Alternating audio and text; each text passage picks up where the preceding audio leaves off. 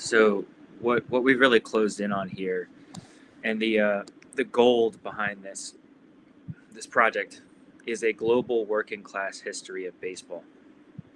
And this photograph alone deserves several book length volumes of exploration and kind of denotation and discovery, because it's such a rich cross section of what Cuban baseball history, in my best exegesis, is and represents, as well as global baseball history, especially regarding what baseball means as a laboring sport, by laborers for laborers, right? When you strip away the dross of the attempts to economically control and extract wealth and income from the game on behalf of the owners, ownership, various different, even something like Major League Baseball, right? Various different entities or institutions or organizations or even individuals who are attempting to extract wealth from the game, right, through viewership or participation, what have you. When you get to the real root and essence of baseball, what we're talking about is a history of a working class culture, particularly in the Western Hemisphere, but even in places like Japan or Korea, right? I've really gone deep into the Western Hemisphere, and I want to stay there before we keep going because this is an outwardly expanding radius. We tackled the dead ball period, which is so fertile in terms of the Federal League, in terms of player salary disputes, in terms particularly of where the players in the dead ball era came from, which were very poor working class environments, farmers, factory workers, miners, etc. We went into that in depth. But again, baseball in America was so incredibly segregated, right? We're talking about a white working class history, particularly from 1900 to 1920, 1930, which really distills that magnitude, right? And so then you also have black baseball, which is segregated from white baseball during this period of time. So you have people like Rube Foster, who we went into it, people like Satchel Paige. And this is just such a wealth of knowledge and culture and importance, especially the stuff that we discussed in terms of Satchel Paige, cultural memory, and how time functioned in the Deep South in the early 1900s. The concept of whether or not a black person was even a human being, and thus their information in their life would be cataloged, institutionalized, and archived in a sense of preserving a national or communal history. This has to do with in-groups and out-groups. We went into this in the Civilization and the Confrontation of Meaning essay. So now, right, we've shifted apertures very fully into Cuba and early Cuban baseball photography. This photograph in particular strikes a massive chord, in large part due to the incredibly integrated event style photography, right? This is very impromptu. They're not dressed formally. Some of the players are wearing uniforms. Some are just wearing jackets. Some are wearing like warm-up shirts. Others are wearing full suits. That these people in the background, who I would assume are spectators or local community members, right? And you can see in the back just the diversity. There's actually someone who looks like they're wearing a military uniform in the back to the right. Behind the porch that's you can see in the far right corner of this document. What we're looking at is baseball as an integrative communal force. And again, the importance of the nation of Cuba's burgeoning identity as a nation, as a community, out from under Spanish colonial rule in this critical time period of identity formation post the Spanish-American War. This photograph, I would estimate, somewhere between 1912 to 1915. You can see a young Jose Maria Fernandez in the on the right here, crouching down and smiling. He went on to go play for San Francisco Park in 1915 and began his professional career thereon. This is a semi-professional team from the best that I can tell. I haven't done enough research into it yet to make definitive statements on the identity of the professional team. The circle and the V, I'm assuming is Vedado, but I have to do more research. The real important thing here, though, is when we're talking about this global working class history and baseball as a means for working class people to gather, um, especially in Cuba with baseball as a way of forming national identity, you can see here how it is. Baseball is almost like a way that the wounds of the culture of the nation are sutured through the communal participation, particularly through the racial and class dynamics which are represented here. It's almost like you have a full spectrum participation across races, across class lines, right? And they're all depicted here very clearly in this photograph. It's almost something surreal. This is like a memory that you wouldn't expect to be able to retain. So when we're doing this work, right, it's that this working class history is the real history. I was talking to my dad about this last night. He was saying something about, he read somewhere, it was this quote that he was referencing. It's, you have the history of kings and nations and empires and war victors, etc., and that's not the real history, right? The real history is the history of the everyday, right? The history of the everyday person, the events, the culture, the experience therein, and that's something. It's again. I'll bring up Bertolt Brecht again. It's a very Brechtian idea that this kind of elite colonizing space, energy, and resources perspective is very divorced from any sort of real humanity. And to return to real humanity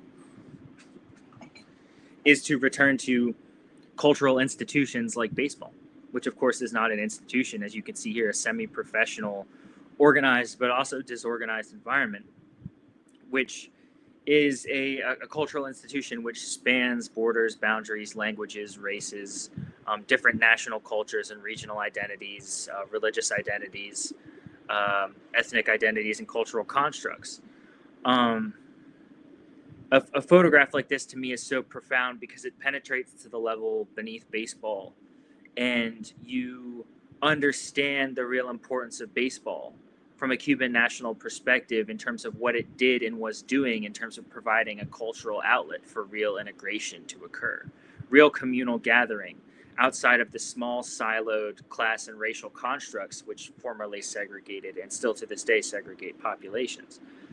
Baseball as a unifying force, and the amount of individualities that are captured in this picture, it's almost something that you would see in a sort of valley of the dead, or like a valley of the dry bones in a an Ezekiel sense, so to speak, because what is happening here is there's just such an incredible amount of preservation that has occurred within the span of this photo, this mass group photo, which is allowing for a historical recall to occur, which transcends baseball through baseball, if that makes sense, right? Because the Cuban national mythic identity is being constructed through the participation of all of these different individualities, racial, ethnic, class-based, in terms of what these people do on a daily basis. And baseball is the thing that's brought them together for the opportunity to preserve this memory. You see what I'm saying there, the profundity behind that. It's that baseball itself has become the nexus for this historical moment to be captured and then reflected upon as a sociological, anthropological document of human meaning and human community. And so something like this is so radical in a larger historical context because it represents the first modernism, right? The first modernism being integrated community. And the way that this first modernism emerges is at 1900 through the Cuban national liberation and abolitionist movement in Cuba, primarily through the cultural institution of baseball. There's singing, there's dancing, there's music, there's food, and it's all around this. It's almost like the center of the polis, so to speak, in a Greek sense. It's all around this performance and athletic event of baseball. And for the first time, maybe in human history, right? I mean, just to say it, right? You have people from all different racial and class strata gathering around this phenomenon, right? It's not segregated by slaves are not participating. You can obviously see the absence of women here, which is very notable. But you have this entire class and racial strata which has been opened up, and this aperture has been opened up for the participation of human beings. right? And so you do see in Cuba women becoming more and more included in baseball, right, in terms of the participation in the events of baseball. But for the purposes of this document here, what is so important is the cross section of historical and cultural and individual experience that this photograph avails us, and this sort of transcendent group photography. In my experience, is very unique to Cuban semi-professional baseball. And I'm just going to show you another image, which really does bring this to bear. A really great one. Here's another one of what looks like a amateur. I think these are amateur because these guys they look a fair bit younger, the vast majority of them. What we're able to see, right, is through this aperture of light, right? And this is the powerful thing about the way that these early cameras were capturing light and capturing information, is that the backgrounds in both of these photos are very similar. You can see this light fade that occurs, right? It's almost like the huge crowd of figures in the background fades into the mist, and your perception of their faces fades slowly into the background and into the what is really like almost an empty sky, right? The sky isn't even being printed due to the light change. And the same principle is occurring here in this photograph. I'm going to go ahead and show you one more. So this is something that's so profoundly, in my experience, unique and interesting about Cuban early semi-pro and amateur baseball photography in itself, is that it actually is a pretty profound anthropological cross-section of human experience, that it shows how baseball was organized in early Cuba, especially in the semi-pro environments. There's a looseness and a communal gathering sense around it. These are not just baseball players. These are figures from the community. These are different people who are participating in the event. Even the way that the one of the, it looks like the players is holding the bat in the bottom right.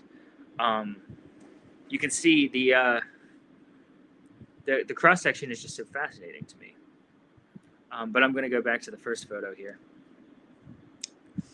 Let me see. The way that this preserves. I'm just going to pull up some notes here.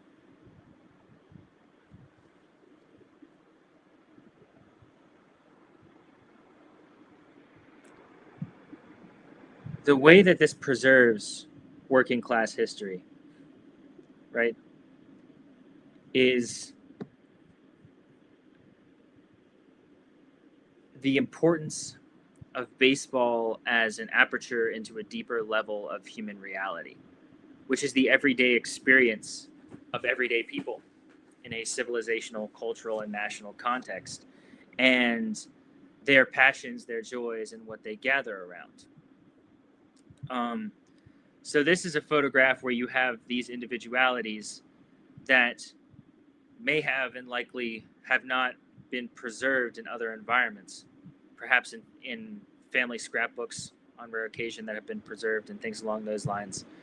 But we're talking about individualities that were not prioritized in historical documentation. So we're really talking, perhaps the title of this is really Lost Subjectivities, because the documentary history of baseball is traditionally gathered around the concept of stardom or performance in a baseball setting. And when I see a photography or an image like this, what it explodes is that very limited aperture of representation and identification. Is this individual present? Is that individual present? But a photograph like this explodes that aperture and reveals the richness, the fundamental ground and richness of the historical and cultural environment, right? Which is the nexus. It's the zone for participation of individualities, the nexus of early Cuban baseball, especially the semi-pro environment, for communal gathering, right? Particularly due to, I think, the more disorganized aspect of it, where a photograph like this may serve as primary documentation of a specific team or group of players, Whereas you might have a more traditional pose team photograph where they're all wearing the same uniforms and they're standing in line in specific ways to signify that they are a team, and it's captioned as such by a studio photographer or a journalist, etc. Here, we're reaching that ground of really, really, really historical primacy. This is mounted on a cardboard backing, so I'm assuming this was a professional photographer who took this, because that was common during this period of time, a fiberboard backing. And you can see the pinholes that were used to pin this photograph up on what I'm presuming is a wall, right? Maybe a wall of a salon or a cafe, right?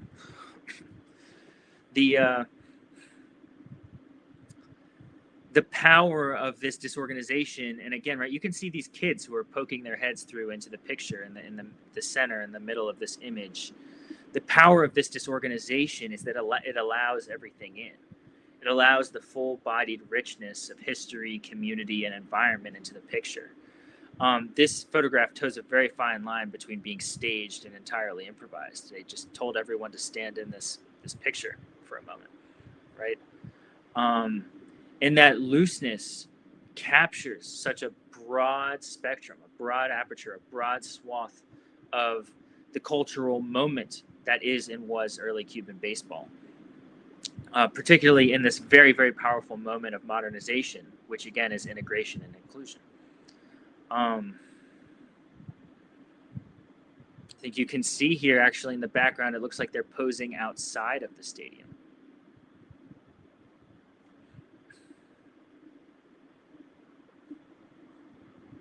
So when you have the effect of the light, which we explored in the corrosion of light essay on Alejandro Ohms and the kind of uncovery of those postcards. When you have that corrosion of light, specifically how it functions in the way that this photograph is organized, with people being vertically oriented in the photo, which means they're standing further and further and further back. There's rows and rows and rows of people. The corrosion of light is almost, to me, it's the moment of historical disappearance, because you're losing the figuration and representation of these individuals the further back you go. That effect on this photo, due to the nature of time and the production of the photograph, to me, again, is an incredibly powerful statement on how identities and subjectivities themselves are preserved and or lost and prioritized, right? So through the aperture of baseball history, especially Cuban semi-professional baseball history, you're looking at a sort of radical new way of organizing subjectivities and statuses and hierarchies of information and data and meaning. And this is what I am alluding to in my global history of working class baseball, so to speak, is that the prioritization of subjectivities in terms of, let's say, its status or power, and that itself being a denotation of meaning, misses the real historical aperture that's at work, which is a mass cultural, political, environmental, social network of different meaning-making nodes or matrices intersecting with one another. It itself creates a underground map or network or root system of meaning making.